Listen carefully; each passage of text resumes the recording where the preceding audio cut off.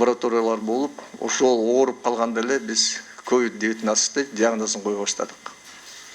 Бирок бул COVID-19 бизге көп жылга келди. 1 жыл, 2 жыл, 3 жылга. Себеби вируста жашагысы келип, ар кезде мутированный формасы болуп атат.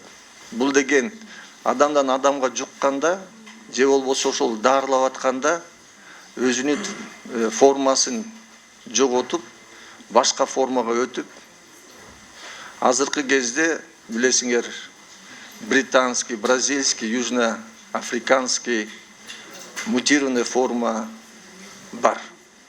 Бирок биз дайыма биздеги болгон анализдерди биз Россияга, Голландияга жөнөтүп атабыз. Азыркы кезде Кыргызстанда мутированный форма жок. Ковидти жеңиш үчүн вакцинация кылыш керек.